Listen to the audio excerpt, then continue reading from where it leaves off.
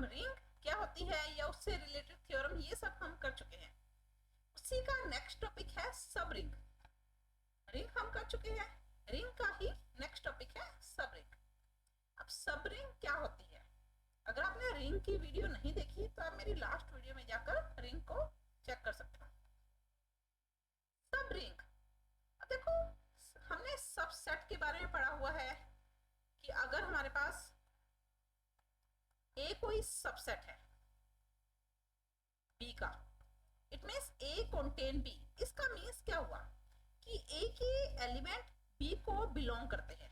अगर ए में 1 2 3 है तो बी में 1 2 3 तो होंगे एक्स्ट्रा और होंगे। It means A is a subset of B. Okay, अब हमारा टॉपिक क्या है? सब रिंग। अब सब रिंग, अब ये कैसे आया? A is a subset of B. B क्या है? एक सेट है, ए क्या है? एक सबसेट है। यानी सेट के ही कुछ एलिमेंट को लेकर एक नया सेट बना लिया। बी के ही कुछ एलिमेंट को लेकर एक नया सेट बना लिया। देन ए क्या कहलाएगा? बी का सबसेट कहलाएगा। अब सब रिंग, इट मींस एक तो रिंग होगी, दूसरी सब रिंग होगी। तो कौन किसे कंटेन करेगा? मान लिया रिंग को हमने आर से लिखा, सब रिंग को एस से लिखा, तो एस कंटेन आर होगा। इट मींस रिंग के ही कुछ एलिमेंट को लेकर हम यहां से सब रिंग बनाएंगे। ओके, अब अगर हम सबसेट की बात करें, आई रिपीट, अगर मैं सबसेट की बात करूं यहां पर, जैसे मान लिया हमारे पास 1 2 3 का कोई सेट है। ओके, सबसेट में तो ये सारे पॉसिबल होंगे कि 1 भी सबसेट है, 2 भी सबसेट है, 3 भी सबसेट है, एम्प्टी भी सबसेट होगा। इसके अलावा 1 2 1 3 2 3 एंड 1 2 3, ये सारे के सारे क्या कहलाते हैं? सबसेट कहलाते हैं ए की। ये ए मान लिया, ये हमने सबसेट बना लिए ए की, सबसेट ऑफ ए। समझ में आ रहा है ना? हम सब रिंग पढ़ेंगे, लेकिन उससे पहले मैं आपको सबसेट को क्लियर करवाना चाहती हूँ। अगर हमारे पास कोई एक सेट है ए 1 2 3 का, तो अगर हम इस एक सेट से सबसेट बनाए तो ये सारे के सारे हमारे पास सबसेट बन जाएंगे। ओके, हमें सब रिंग करना है। आर कोई रिंग है, मान लिया ये रिंग है। ओके, आर कोई रिंग है। अगर हमें रिंग से सब रिंग बनानी है तो पहले तो हम इस रिंग के सबसेट बनाएंगे। उन सबसेट में से हम देखेंगे कि कौन सी सब रिंग है। ओके, आई रिपीट, हमारे पास कोई एक रिंग है। रिंग का मीन्स कुछ एलिमेंट्स है जो कि रिंग की प्रॉपर्टी को सेटिस्फाइड करते हैं। हमें उस रिंग से सब रिंग बनानी है। उससे पहले हम इस रिंग के एलिमेंट से जितने भी सबसेट पॉसिबल होंगे वो सबसेट बनाएंगे। फिर उन सबसेट में से जो सबसेट रिंग की प्रॉपर्टी को सेटिस्फाइड करेगा वो क्या कहलाएगा? सब रिंग कहलाएगा। समझ में आया? देखो इसको डिफाइन किस तरह से किया गया है। A non void subset S of a ring R. R एक रिंग है, उसका हमें सब रिंग नहीं लिखा, हमने यहां पर क्या लिखा? सबसेट लिखा। उस रिंग का हमने कोई एक नॉन वर्ड सबसेट लिया एस, जिसे नेम दे दिया एस, इज कॉल्ड ए सब रिंग। तो ये जो सबसेट है ये सब रिंग कहलाएगा आर के लिए। If and only if S itself is a ring, अगर वो सबसेट खुद भी एक रिंग है, इट मींस वो सबसेट रिंग की प्रॉपर्टी को सेटिस्फाइड करता है। फॉर द इंड्यूस्ड कंपोजिशन, अब रिंग का वो कहलाएगा जब रिंग की प्रॉपर्टी को सेटिस्फाइड करेगा। तो फॉर द इंड्यूस कंपोजिशन, अगर एस आर के जितने भी कंपोजिशन है, जितनी भी प्रॉपर्टी है, उन्हें अगर सेटिस्फाइड करता है तो सबसेट एस आर की सब रिंग कहलाएगी। ओके, ये नोट करने की बात है, आपको पता होना चाहिए। एवरी रिंग हैज एटलीस्ट 2 सब रिंग। किसी भी रिंग की कम से कम 2 सब रिंग हमेशा ही होंगी। 2 से ज्यादा भी हो सकती है, लेकिन 2 सब रिंग हमेशा होंगी। अब कोई सेट है, मान लिया 0 1 2 का कोई सेट है जो कि एक रिंग है। अगर हम इसके सबसेट बनाएं तो इसके सबसेट कितने होंगे? हमारे पास 2n यानी 8 सबसेट होंगे। 8 क्या होंगे? सबसेट होंगे। अब इन 8 में से 2 कंफर्म है कि वो सब रिंग तो होगी ही होगी। कौन कौन सी? एक तो आर इटसेल्फ, ये रिंग है। अगर हम सब सबसेट बनाएंगे तो उस R सबसेट में से एक सबसेट R खुद भी होगा ना, और R के बारे में हमें पता है कि ये रिंग है, तो R का जो सबसेट खुद होगा वो एक सब रिंग कहलाएगा। ये 100% कंफर्म है कि ऐसा होगा। दूसरा आइडेंटिटी एलिमेंट, जीरो एलिमेंट, ये भी रिंग की प्रॉपर्टी को सेटिस्फाइड करता है, तो ये भी हमेशा सब रिंग होगा। ओके, R किसी भी रिंग R के दो सब रिंग हमेशा ही होते हैं, एक R खुद और दूसरा आइडेंटिटी एलिमेंट। इसके अलावा अब दो तो हो गए, 8 में से दो सबसेट तो हमें पता चल गया कि वो सब रिंग है। कितने बचे? 6 सबसेट बचे। वो 6 सबसेट वो सब रिंग होंगे या नहीं होंगे, इसके लिए हमें रिंग की प्रॉपर्टी को सेटिस्फाइड करवाना पड़ेगा। अगर रिंग की प्रॉपर्टी सेटिस्फाइड हो रही है तो ये 6 सबसेट भी सब रिंग होंगे।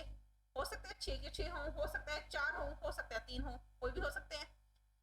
अब ये जो दो सबसेट हमने लिखे हैं कि ये 100% है कि सब रिंग होंगे, इन्हें कहते हैं इम्प्रॉपर या ट्राइवल सब ring. These two subrings are called improper और ट्राइवल सबरिंग। इनके अलावा अगर कोई और सबसेट प्रूव करने पर सबरिंग आ रहा है तो उसे हम कहेंगे proper subring. And A subring which is not an improper, यानी अगर कोई सबरिंग जो इम्प्रॉपर नहीं है, यानी सबरिंग तो है लेकिन इम्प्रॉपर नहीं है, देन उसे हम क्या कहेंगे? Proper subring. ओके, आगे समझ। इसी तरह से सेम डेफिनेशन सबफील्ड के लिए है। फील्ड हम कर चुके हैं। अगर फील्ड का कोई सबसेट लिया देन वो फील्ड की प्रॉपर्टी को सेटिस्फाइड करता है तो वो सबसेट क्या कहलाएगा? सबफील्ड कहलाएगा। क्लियर? इन दोनों से ही रिलेटेड हम थ्योरम करते हैं। देखो थ्योरम क्या है। द नेसेसरी एंड, दो थ्योरम है, एक सब रिंग से रिलेटेड, दूसरा सब फील्ड से रिलेटेड। दोनों सिमिलर है इसलिए मैंने एक साथ लिखी है। The necessary and sufficient condition for a non-void subset S of a ring R to be a subring of R are A belongs to S, B belongs to S, therefore A minus B and AB belongs to S. I repeat, the necessary and sufficient condition. सबसे पहले necessary और sufficient condition का means पता है ना आपको? हमें if and only if की कंडीशन करनी है, यानी दोनों साइड को प्रूव करना है। For a non-void subset S of a ring R, R ring का कोई एक नॉन वॉइड सबसेट है S, to be a subring of R, तो ये S R के लिए सबरिंग कहलाएगी यदि दो एलिमेंट S में लिए A और B। हमें प्रूव क्या करना है? उन दोनों का सब्ट्रैक्शन और उन दोनों का मल्टीप्लिकेशन भी S में होना चाहिए। और सेम थ्योरम सबफील्ड के लिए है। पहले हम सबरिंग करते हैं, सबफील्ड आप खुद ट्राई करोगे। देखो थ्योरम में हमें गिवन क्या है, समझ आई? थ्योरम है क्या कि अगर R कोई रिंग है, देखो मैं लिख रही हूँ, let R is a ring, उसके बाद क्या लिखा हुआ है? S is a subset of R, let S is a subset of R, S R का सबसेट है। हमें प्रूव क्या करना है? S is a subring of R, then S is a subring of R, लेकिन नेसेसरी एंड सफिशिएंट कंडीशन है if and only if. हमें given क्या है? दो एलिमेंट S में लिए, देयरफॉर उनका सब्ट्रैक्शन और उनका मल्टीप्लिकेशन भी S में होना चाहिए। इसका मीन्स हमारे पास क्या हो गया? नेसेसरी एंड सफिशिएंट कंडीशन, कि अगर S R की सबरिंग है तो ये कंडीशन सेटिस्फाइड होनी चाहिए, और अगर दो एलिमेंट S में है उनका सब्ट्रैक्शन और मल्टीप्लिकेशन भी S में है तो S R के लिए सबरिंग होनी चाहिए। ओके, समझ में आई थ्योरम? अब इसे प्रूव कैसे करेंगे? देखो नाउ सबसे पहले हम लेते हैं कि late S is a subring of R। हमने S को सब रिंग ले लिया, इट मींस S रिंग की प्रॉपर्टी को सेटिस्फाइड करेगी। ओके, हमें प्रूव क्या करना है कि दो एलिमेंट S में है A और B, तो उनका सब्ट्रैक्शन और मल्टीप्लिकेशन भी S में होना चाहिए। अब देखो अगर S सब रिंग है R की तो S कंटेन करेगी R को, therefore S satisfied all property of R, R की सारी प्रॉपर्टी को सेटिस्फाइड करेगी। अगर R की प्रॉपर्टी को सेटिस्फाइड करती है तो S में एडिशन के लिए इनवर्स होगा, और S हैज एडिटिव इनवर्स।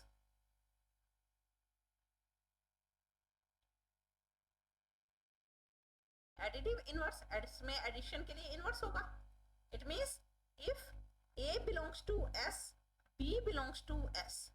अगर B S में है और S में एडिशन के लिए इनवर्स है तो माइनस B S में होगा. A S का एलिमेंट हुआ, B S का एलिमेंट हुआ, देन माइनस B S में होगा. ये ट्रू है कंडीशन. अब दो एलिमेंट अगर S में है, S एक सब रिंग है. अब सब रिंग, रिंग, फील्ड, ग्रुप कुछ भी प्रूव करना हो तो सबसे पहले आपको पता ना क्लोजर प्रॉपर्टी सेटिस्फाइड की जाती है. अब क्लोजर प्रॉपर्टी क्या होती है कि अगर दो एलिमेंट S में है तो उनका एडिशन और उनका मल्टीप्लिकेशन भी S में होगा. ये क्लोजर प्रॉपर्टी कहलाती है. अब अगर S एक सब रिंग है, इट मींस वो क्लोजर प्रॉपर्टी को सेटिस्फाइड करेगी. और अगर क्लोजर प्रॉपर्टी को सेटिस्फाइड करती है तो S के दो एलिमेंट्स का एडिशन भी S में होगा बाय क्लोजर प्रॉपर्टी. ये आपको बताया हुआ मैंने क्लोजर प्रॉपर्टी. अब देखो, अगर S के दो एलिमेंट है तो उनका एडिशन भी S में होगा, यानी A plus minus B S में होगा. इसी को हम क्या लिख सकते हैं, A माइनस B S में है. ओके. इसी तरह से A और B अगर S में है तो क्लोजर प्रॉपर्टी से ही उनका मल्टीप्लिकेशन भी S में होगा. ये हमने अभी किया. तो by closure property, closure property से अगर दो एलिमेंट S में है तो उनका मल्टीप्लिकेशन भी S में होगा. दो एलिमेंट S में थे, उनका सब्ट्रैक्शन और मल्टीप्लिकेशन हमने प्रूव कर दिया S में, जो कि हमारा पार्ट था, यानी जो हमें प्रूव करना था. Okay, clear. सिंपल सी थ्योरम है.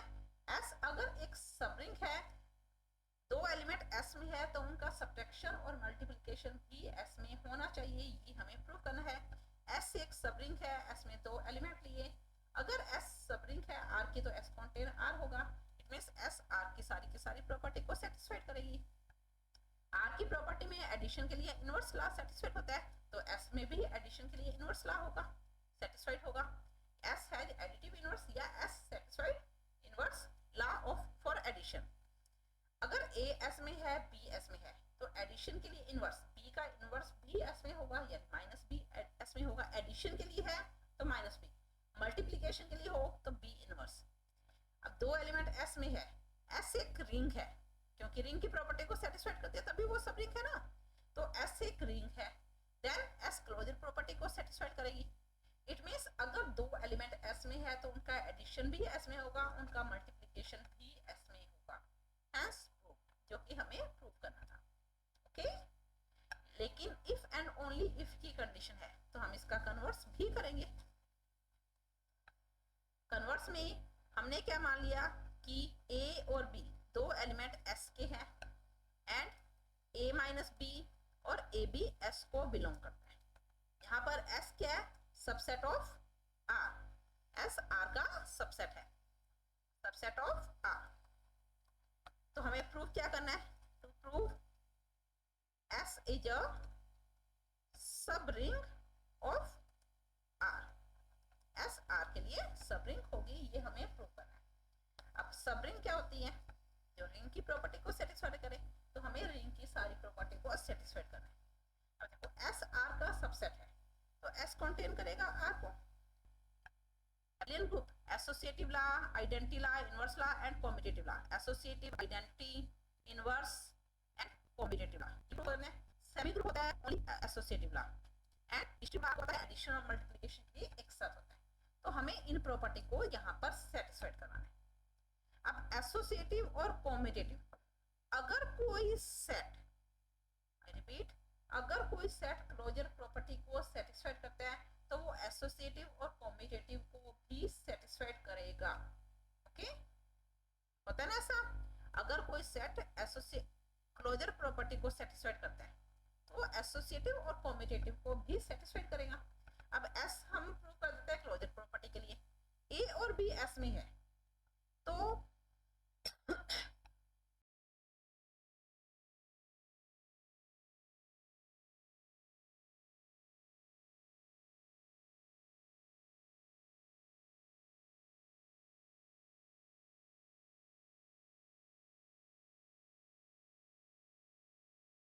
अगर A S में है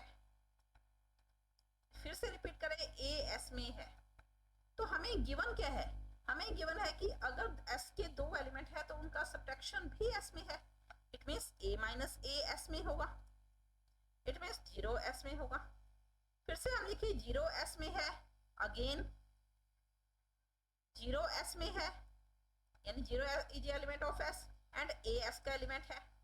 देन गिवन कंडीशन के अकॉर्डिंग 0 माइनस ए एस में होगा, it means minus A S में होगा। इसका मीन्स क्या हुआ कि अगर कोई एक एलिमेंट एस में है तो वो सब्ट्रैक्शन की फॉर्म में भी एस में होगा। ओके, इसी को फिर से लिखें, माइनस ए बी एस में है तो माइनस बी एस में होगा, सेम कैलकुलेशन से। अगेन फिर से ए एस में है एंड माइनस बी एस में है, तो गिवन प्रॉपर्टी के अकॉर्डिंग ए माइनस माइनस बी ये भी एस में होगा, हमें गिवन है। A minus minus B means A plus B S में होगा। कब? यदि ए और बी एस में है। तो क्लोजर प्रॉपर्टी यही होती है ना कि अगर दो एलिमेंट एस में है तो उनका एडिशन एस में होना चाहिए, उनका मल्टीप्लिकेशन ये हमें गिवन ही है कि अगर दो एलिमेंट एस में है तो उनका मल्टीप्लिकेशन एस में होगा। And A B belongs to S if A comma B belongs to S, ये हमें गिवन है। It means S closure property को सेटिस्फाइड करता है, that is S satisfied closure property, S closure property को satisfied करेगा। अब एस अगर क्लोजर प्रॉपर्टी को सेटिस्फाइड करता है तो वो एसोसिएटिव और कॉम्यूटेटिव लॉ को भी सेटिस्फाइड करेगा। Hence S satisfied associative and commutative law, ये भी लिख सकते हो। लेकिन कुछ स्टूडेंट्स का एक क्वेश्चन होता है, यहाँ पर मैंने डायरेक्ट लिख दिया कि S satisfied associative and commutative law. अभी मैं और भी प्रॉपर्टी करके बताऊंगी, लेकिन कुछ स्टूडेंट का यहाँ पर एक डाउट होता है, वो मैं अभी आपको आगे बताऊंगी इस थ्योरम को कंप्लीट करने पे कि वो डाउट आपका क्या होगा या आपका वो क्वेश्चन क्या होगा जो आप पुट करते हो यहाँ पर। अब देखो, एस एसोसिएटिव और कॉम्यूटेटिव लॉ को सेटिस्फाइड करता है। हमने यहाँ पर किया था कि अगर ए एस में है तो माइनस ए एस में होगा, बी एस में है तो माइनस बी एस में होगा। इसका मीन्स क्या हुआ? Identity law. इसका मीन्स क्या हुआ? Inverse law. अगर बी एस में है माइनस बी एस में होगा तो इसका मीन्स क्या हुआ? ये इनवर्स लॉ को सेटिस्फाइड करता है ना, एडिशन के लिए इनवर्स लॉ को सेटिस्फाइड करता है। हमने यहाँ पर जीरो को भी प्रूव किया था, जीरो आइडेंटिटी होती है, इट मीन्स आइडेंटिटी लॉ भी सेटिस्फाइड हो रहा है। एडिशन के लिए identity, inverse, associative, commutative law अगर सेटिस्फाइड हो तो हम क्या लिखेंगे? Hence S satisfied S is hence S is an abelian group for addition, addition के लिए abelian group को satisfied करेगा। ओके, क्लोजर प्रॉपर्टी मल्टीप्लिकेशन के लिए भी satisfied हो रही है ना, A multiply S, it means multiplication के लिए भी उसमें एसोसिएटिव लॉ satisfied होगा।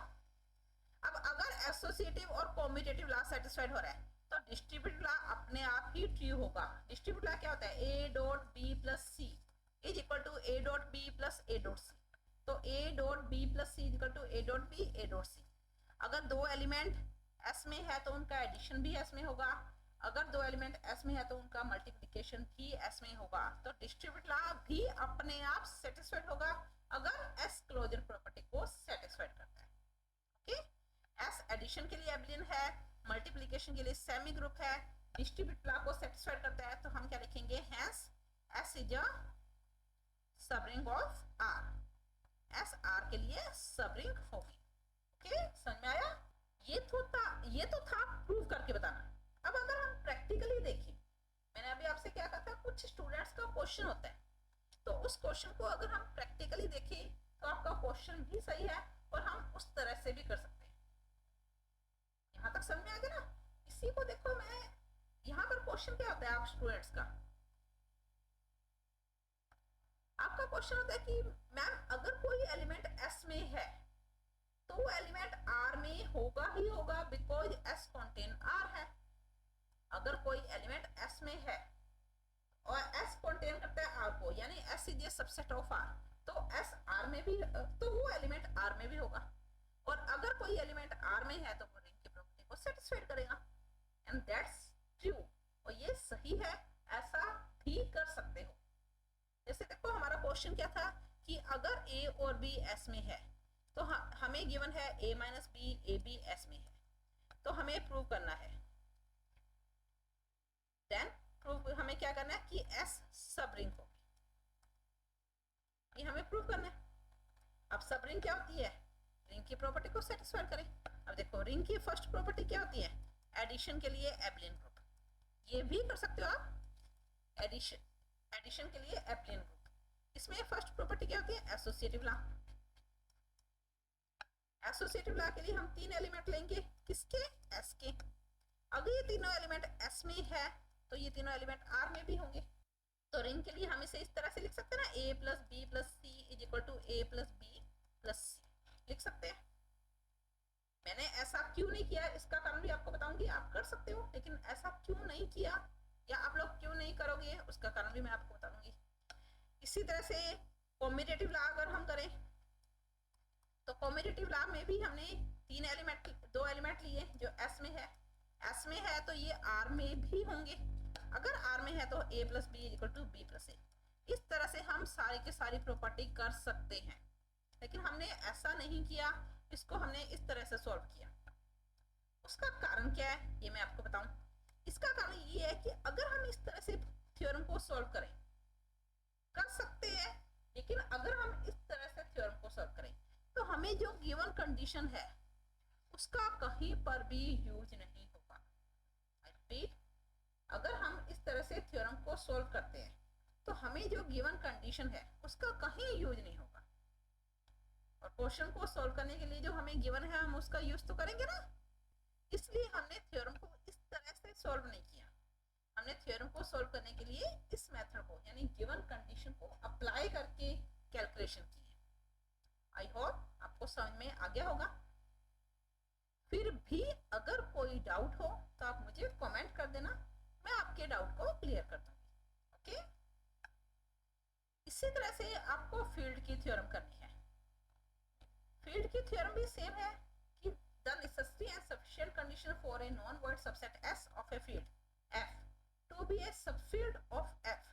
F की F एक फील्ड है, उस फील्ड का एक सबसेट S है, तो हमें इस S को प्रूव क्या करना है, सब फील्ड प्रूव करना है।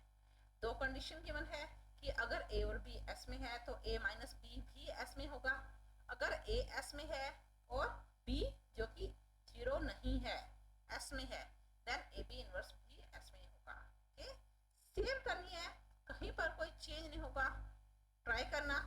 अगर कर ली तो भी मुझे रिप्लाई करके बताना कि आपकी ये थ्योरम सॉल्व हो चुकी है, और अगर आपसे ये थ्योरम सॉल्व नहीं हुई तो भी मुझे रिप्लाई करना, मैं आपको इस थ्योरम को भी करवा दूंगी। ओके, क्लियर, आगे समझ में यहां तक।